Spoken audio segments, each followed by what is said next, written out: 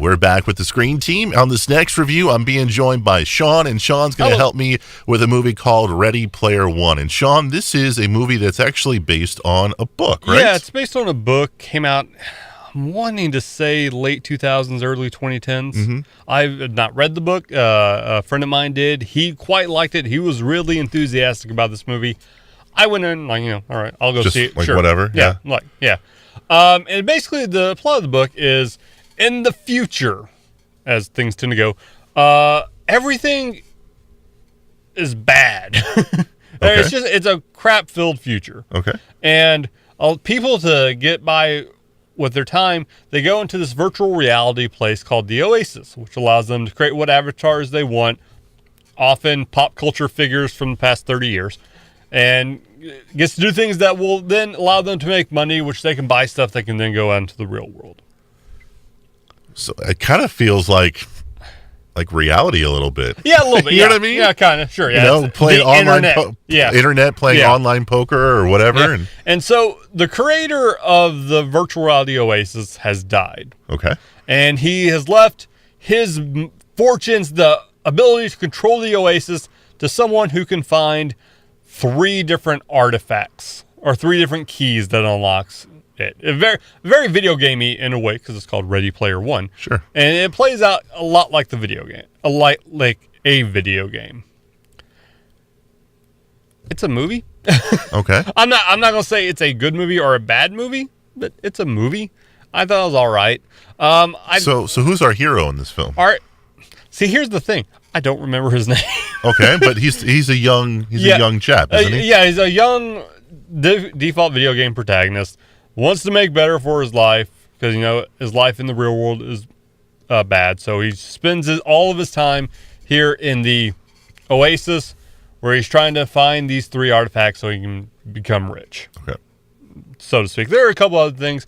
He meets this woman in the Oasis, whose name also I cannot remember because, again, names don't really matter that much in the movie. And they go on this basically nostalgia-filled fun ride to try to find these 3 artifacts. And from the trailer, I mean, you see all kinds of nostalgia. You see the Back to the Future DeLorean. Yep. You see some of the figures from Tron. Yeah, it's like, and also there's stuff there. He at one point, someone in the film dons a Goro avatar from Mortal Kombat. You see Overwatch characters. You see Pac-Man. I mean, this basically is an overdose of pandering. Okay. You said this movie is so. I mean, is it entertaining in any way? It was all right to watch. It's not something I would necessarily sneak out. A big problem I had with the movie is I don't think the plot's very good. Okay. I mean, it's acted well enough. The acting is all right in the movie. I just don't think the plot's very good. It's very generic. It's very paint by numbers. And it tries to cover the generic parts of the plot by just throwing all these references at you, one after another, one after another, one after another. And while being a reference here and there is cool, I think once you start pandering throughout an entire movie, it gets old. And I kind of like, all right, now we have this character from Jurassic Park shows up, which, okay, for no other reason than, hey, it'd be cool to have a Jurassic Park character here. But aren't fans of this book, aren't they? Isn't that what they're expecting? Isn't that what they're expecting is the nostalgia? And they just...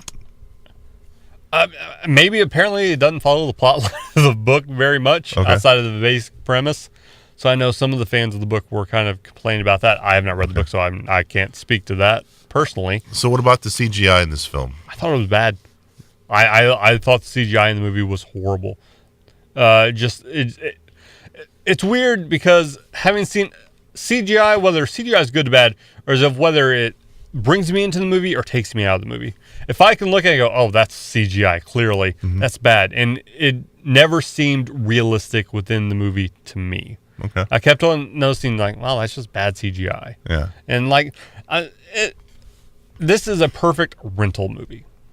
Okay. Or a catch on HBO movie. That's what I was getting ready to ask you. If someone was not able to see this in theaters when it was released, is this a good video on demand? Is this a good video to rent? This would be a good movie. Like, if you come across it on HBO or on Netflix, like, haven't seen it before, okay, yeah, sure, I'll waste 2 hours watching this. Okay. It's not going to challenge you. It's not going to, like, blow your mind or anything. It's like, nice thing to go, oh, hey, yeah, I remember that. Okay, that's cool.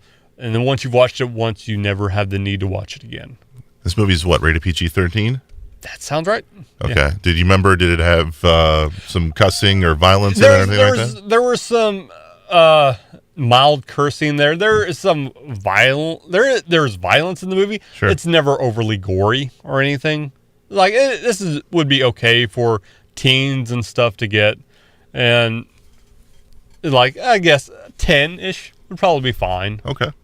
All But, right. I mean, if you find yourself with nothing to do on a Saturday afternoon, it'd be an all right watch. So if you had nothing to do on a Saturday, would you watch this again?